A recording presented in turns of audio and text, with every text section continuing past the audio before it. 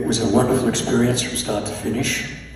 We were rehearsing in Sydney. A couple of weeks into rehearsals, we had a break during the day, and I heard this guitar being played somewhere, and it sounded a little bit different to me, and I was very curious, so I tried to discover where it was coming from. So I wandered backstage, a very old theatre, twists and turns and all that stuff. And I turned a corner and I saw Graham sitting on the floor with his guitar in his lap, and his guitar was upside down. And not because it was in Australia. I asked him what he was doing, and he said he was working on an original composition, and I never met anyone that had written a song. And I asked him to play me the melody of the chorus, because what I'd heard was really cool. So he played the chorus melody for me a few times, and quite spontaneously we started to harmonise together just with the melody.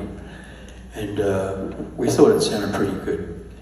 At the next day, at Graham's insistence, I was told we were going to work together. And we did. We used to play in coffee bars and pizza parlours and anywhere we could. We played cover versions of Beatles songs and other things, and some of Graham's original stuff. And we did that very often during the run of the show. So when it was about to finish, we'd released some music under the name Air Supply. And we had the #1 single in Australia. And yes, you can applaud that, that's pretty fab. And for those of you who don't know what a single is, it's a small piece of round black plastic with a hole in it. And typically when you have the #1 single in Australia, you have the #1 album. And for those of you who don't know what an album is, that's a bigger piece of black round plastic with a hole in it.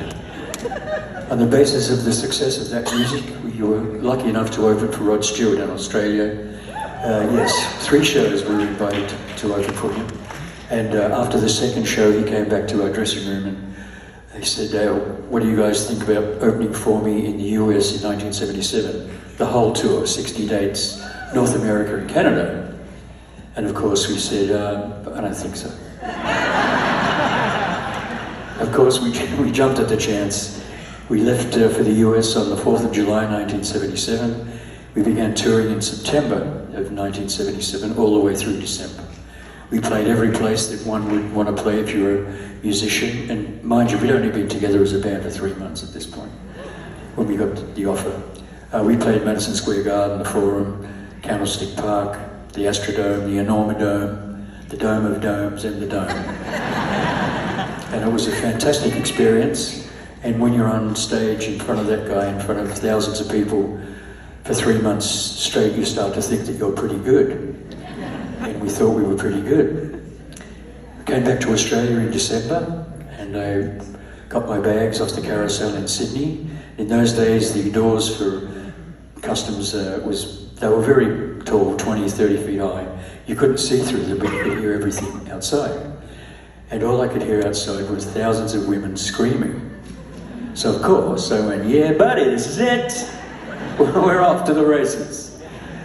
So of course the doors opened, I walked out and all these women were screaming, but for another band who were over there.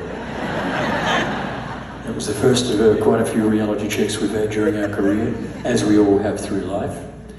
But we always battled on no matter what the circumstances, and we're going to take you back to the early part of our career now with 1 guitar and 2 voices, with the help of Mirko on piano.